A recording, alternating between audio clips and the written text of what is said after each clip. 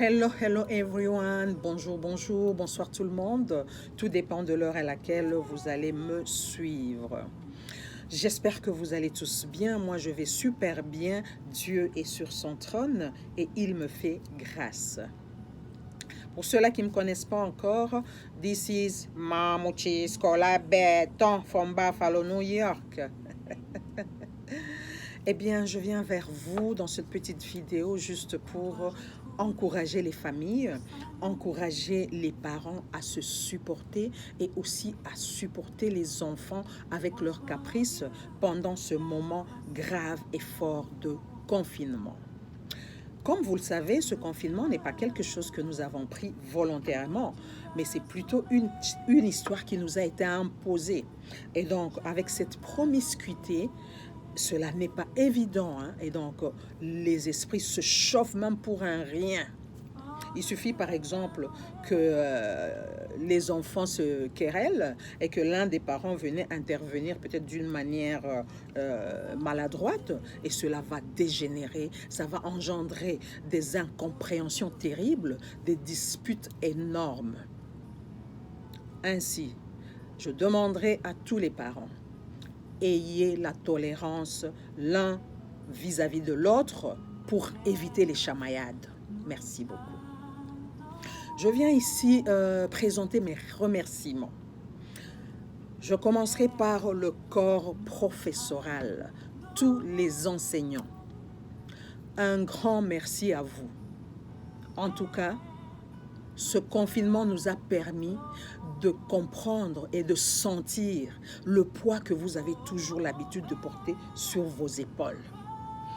Ce n'est pas donné à tout le monde. En tout cas, félicitations à vous et chapeau bas à vous pour le grand cœur que vous avez, pour cette capacité que vous avez, cette compétence que vous avez à pouvoir maîtriser les enfants et éduquer les enfants qui viennent des différentes classes, qui viennent des différentes vies sociales. En tout cas, vous êtes à féliciter. Cela n'est pas donné à tout le monde. Vous savez, nous parents, nous avons souvent l'habitude de dire, de reprocher les enseignants comme quoi non, ils n'ont pas fait assez. Eh non, nous devons arrêter cela. Nous devons arrêter. Parce que nous nous sommes rendus compte de la lourde charge et des challenges quotidiens que vous avez. Nous, parents, n'ayant pas de méthodologie d'enseignement, n'ayant pas de pédagogie adaptée, il nous arrive, pendant que nous sommes en train de revoir les leçons avec nos enfants, si un enfant présente tout simplement une petite difficulté de compréhension, nous avons tendance à nous énerver. Eh bien non, nous devons arrêter. Parce que ce n'est pas du tout facile. Les enseignants ont une charge énorme qu'ils portent tous les jours de la semaine. En tout cas, félicitations et bravo à vous. Je viendrai ici ensuite avec des remerciements plus particulièrement aux enseignants plutôt qui s'occupent de nos enfants à special needs. Un remerciement particulier à eux parce que franchement ce n'est pas facile du tout. Grand remerciement à vous, les enseignants qui vous occupez des enfants à special needs.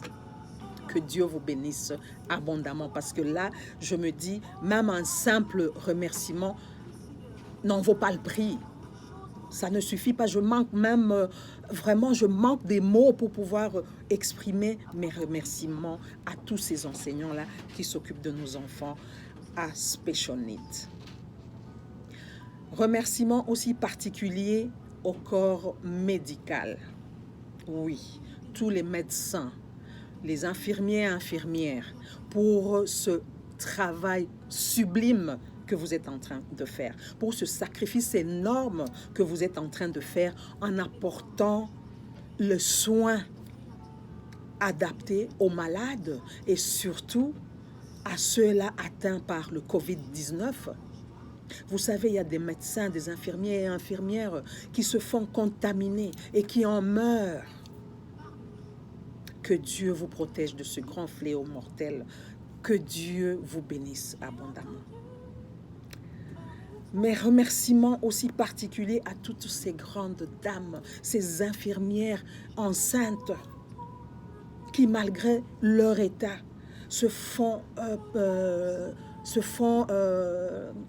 comment je peux dire ça? Ils se font violence, ils se sacrifient et vont travailler, prester et apporter les soins considérés aux malades. Que Dieu vous protège tous et toutes. Que Dieu vous bénisse abondamment.